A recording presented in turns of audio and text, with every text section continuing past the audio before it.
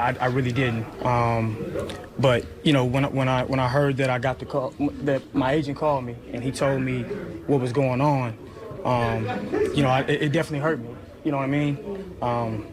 I hold myself at a high level. You know, the Rams don't take calls on Aaron Donald. The Patriots don't take calls on Tom Brady. You know what I mean? That's where I hold myself in that regards. Shannon, what does this tell you about Jamal Adams? Skip, Jamal's my guy. You know, he calls me uncle. I love Jamal. But Jamal, bro, you're not there yet. The biggest difference between you, forget athletic ability or size, Skip, and what they've been able to accomplish, two-time Defensive Player of the Year in Aaron Donald, the preeminent defensive player in all of football, Tom Brady. We don't need to say what he's done. Guess what the difference between the Rams, the Patriots, and the Jets? Those two guys you mentioned, they're winning, Jamal. Because the Jets are saying, you know what, Jamal, we won one game with you. We probably can do that without you, and we can get compensation for you. That's the way they look at it. Jamal, this is the NFL. It stands for, Jerry Glanville says it stands for not for long. They traded Joe Montana, Emmitt Smith, Bruce Smith, Shannon Sharp, Skip, Jerry Rice, USA Today voted Jerry Rice the greatest football player to ever live. The San Francisco 49ers cut him. They did. Jamal, bruh. And he was, by the way, Jerry was so upset about it, he went right across the bridge and played for the Oakland Raiders. And put up monster numbers. He did. Jamal, I get it, bro. It's painful to know that a team that, and I almost got traded twice. Almost got traded in the offseason to the Cardinals and after the 95 season, and then almost got traded in 99, Skip. We played the Raiders. They were going to trade me that Tuesday. I broke my collarbone. Trade didn't happen. They were going to trade me to Green Bay.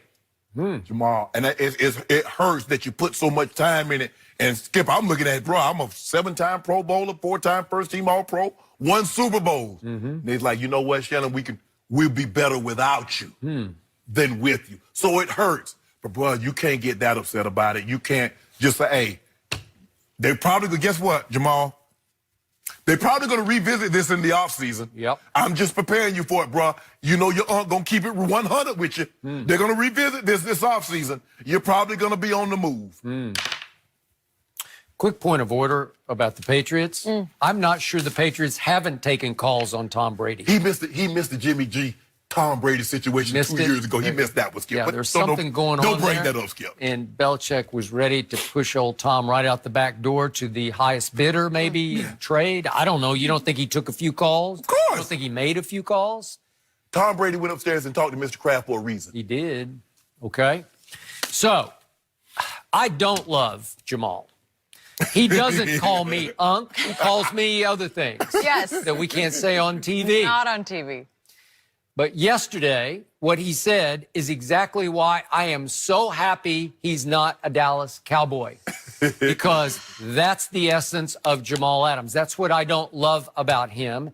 And again, Josina Anderson of ESPN reported that he, or at least his people, were pushing for him to get traded to the Dallas Cowboys. Right. And again, you made the point of order, which is that, hey, maybe it came after they were apprised. Wait a second, they're y'all tried shopping, to move me? But yeah. Can y'all get me move down? me there? Right. And again, everything made such sense, and I got my hopes up just a little bit because he's a local kid from Carrollton, right there in the Dallas-Fort Worth Metroplex.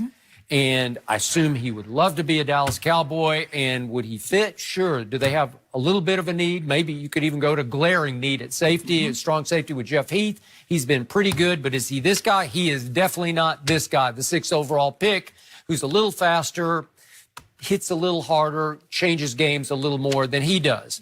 But the problem with Jamal is he has lost all perspective on who he is so far. I mean, this is borderline Baker Mayfield stuff where you are way overestimating how the league views you. Right. You're not that guy. No. Really? Aaron Donald. But Skip, did he just miss last year? They traded Khalil Mack. Khalil Mack was the defensive player of the year, and they moved him. Jamal, nobody is untouchable. If somebody offered enough, call the Rams and say, we'll give you 4 first-round draft picks and 2 twos for Aaron Donald. All right. So what do I love the most about my Cowboys? Chemistry, unity, fit. You do. There's no diva that I'm aware of. Maybe there's somebody inside, but not outside. Right. And usually the diva comes from the wide receiver position, and that's the most undiva wide receiver in the league, right? In Amari Cooper. Well, the corner's got a little diva in them too. Okay, they can, but my guys are pretty Oh quiet. yeah, but you don't have that level of you don't have that level of DB. I don't know. Byron Jones is a Pro Bowl DB. Yeah, but they don't. Awuzie's got a chance to be a Pro Bowl. I mean, if he was Gilmore playing for the Cowboys, maybe he'd have a little brashness. Okay, but Gilmore doesn't seem to have any. No. Right? They don't let you have that up in New England. Right? So how would Jamal have fit?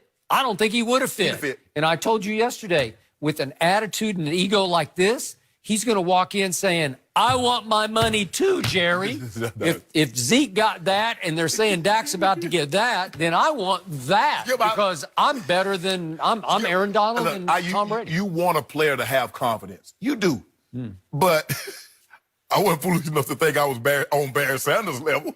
I mean, I wasn't no fool now. I mean, I thought I was a good player, Skip, but come on now. So what's happened to Jamal? He's, again, internet victim to me because his own ego has grown or been inflated by the feedback he gets via the internet. And plus, he's on a bad football team in which the Big Apple, Manhattan area media, they need a go-to spokesman, and he's become the spokesman of that team for better and for worse. But it's usually speaking for Jamal, not the Jets. But the thing is, Skip, here's the thing. They're 10-29 since they've drafted him with the 6th overall pick. When you're on a bad team, everybody's expendable. I think the only guy that's probably untouchable right now is probably Sam Darnold. You see, they traded Leonard Williams. Leonard Williams was a high draft pick. He was. They've moved on from him. So when you're a bad football team, Skip, everybody becomes expendable, and what we're trying to do is get as much compensation, and we're going to rebuild a team in the image that we think we can win with. That's all this is about, Jamal. It's tough because I've gone through a very similar situation where they've tried to shop me. But, bro, you can't get this upset about it, bro, and let it take you out your game. Keep balling. But they're going to revisit this. This is not the end of this, Jamal. As long as you understand that this offseason, this will be a topic again. That's a good point. I hope Jamal just listened to what Unc had to say. And if he didn't, maybe Unc needs to text Jamal and try to get his head back on straight. He'll be fine. Okay. Not worried? Okay. But he could help y'all, though. Okay, we're going to go back to Joel Embiid. If he went